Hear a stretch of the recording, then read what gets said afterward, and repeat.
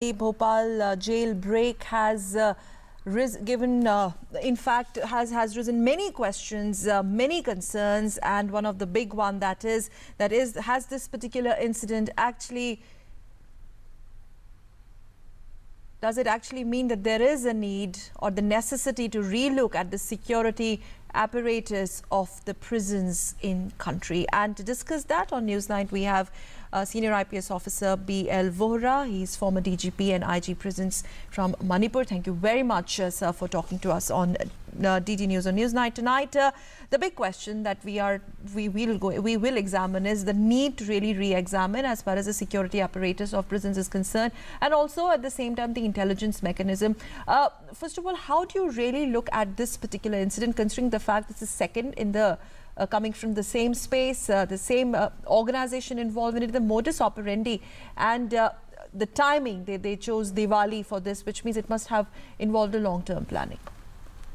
You're absolutely right. In fact, this is nothing but lapse of the jail administration. Timing, of course, as you said, obvious, because people would be busy in festivities, and midnight is one time which people take advantage of that. But failures are many, if you ask me. One is the infrastructure, which you call the buildings, and you have the technology. The CCTV cameras were not working, that is what I was told.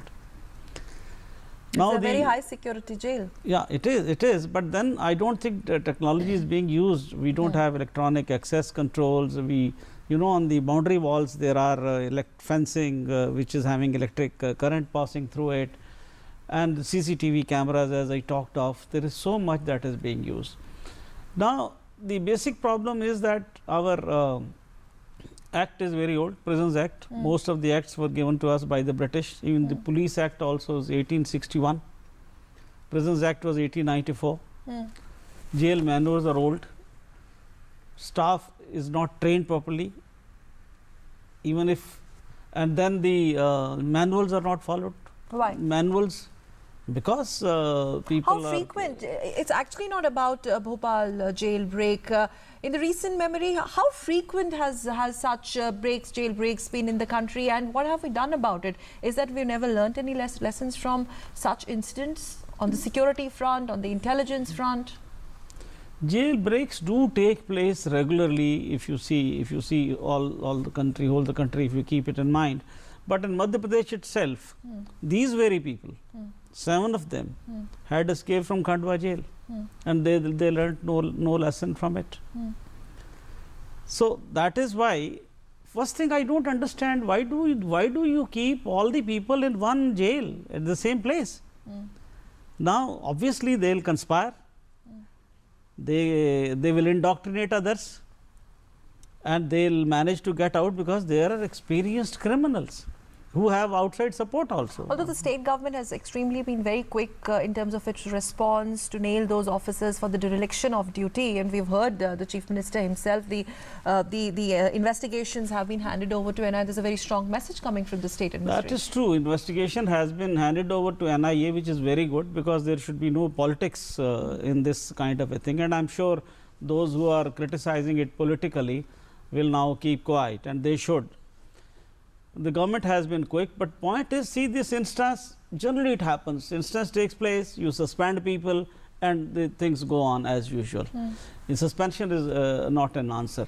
Point is, the whole thing has to be revisited.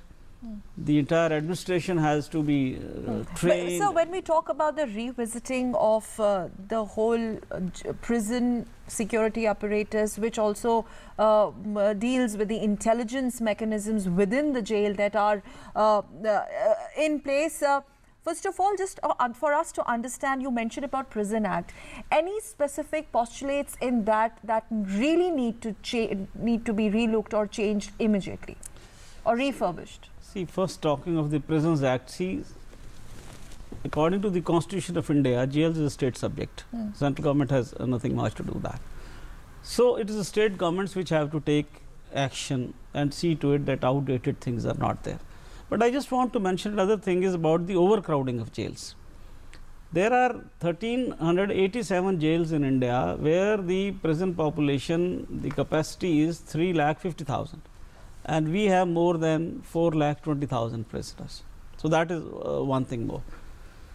Now, about the other thing about intelligence, you said, yes, definitely, but then there is corruption, there is connivance, there is political patronage. What you see in Bihar, you have seen people being given VIP treatments. In fact, sometimes I wonder why don't they have mobile Not jails only for in Bihar, the VIP. what about UP? In Bihar, the in political influence on jails and in UP. And throughout, when I was IG prisons, I was made IG prisons in Manipur because 22 terrorists ran away by digging a tunnel in the jail from under a watchtower.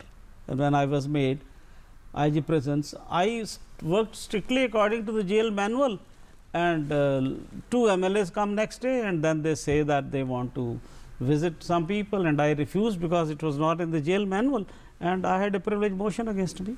Okay. So, there is lot of political interference also. So, I said that corruption, connivance, poor training, poor supervision. What about the integration of technology? Now, CCTV it's a very, very basic thing in any Correct. security establishment, and we're actually not really confining ourselves to what happened in Bhopal jailbreak, but a big picture, the whole narrative of jail management. It seems that we have a long way to go.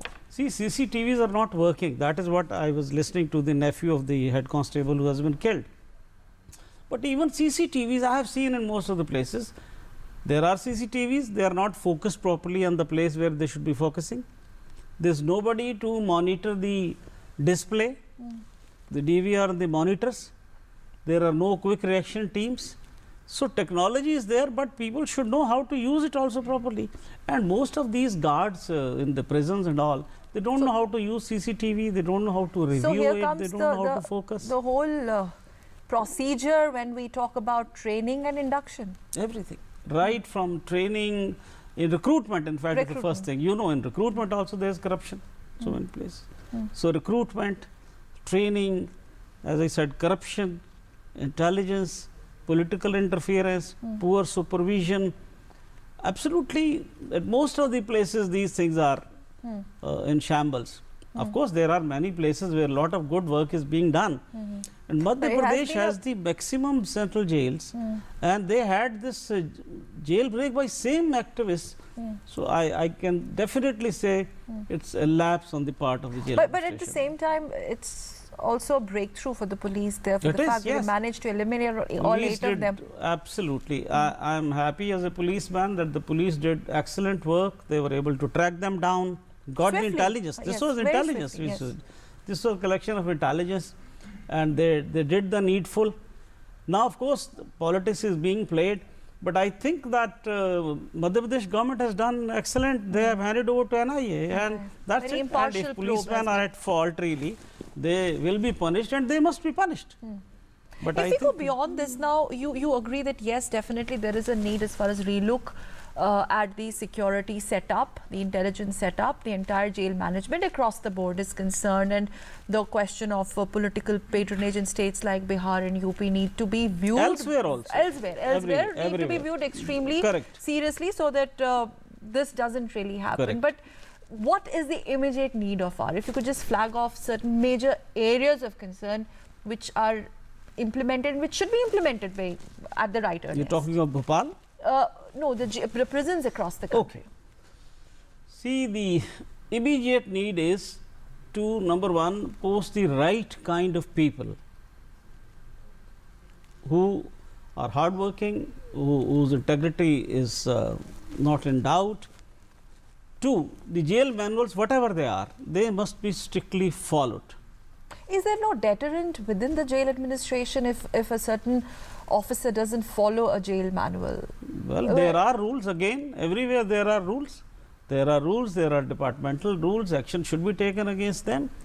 But what happens now in this case, I am sorry saying this, they have been suspended, all right. But you can almost take my word, after some time you will find that they have been reinstated and rehabilitated somewhere else. Some of them should be dismissed outrightly, and there are provisions in which it can be done. Okay, so one thing is following jail manuals. Absolutely, strictly. Then integration of technology, as you said. Then What not about surveillance? So since we're talking about technology, the surveillance part of surveillance part, then they should not be kept in the same jail, in the same room, these hardcore overcrowded terrorists. jails. And overcrowding also, that is there. But if you keep all of them in one place together, well, they will do that, and they'll indoctrinate others also. So they should be spread over in different jails if we are talking of hardcore. Then of course speedy trial, that is very important, Which is what? which is special courts. It must be done fast. Speedy trials. Speedy trials, they are very important, and special courts should be there. That should be done, and then supervision should be effective.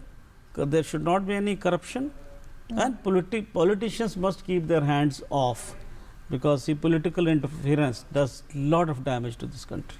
That's what I feel. And now the line of investigation that NIA is going to take up from here on. Yes, they will do it, and I'm sure NIA is a very competent organization.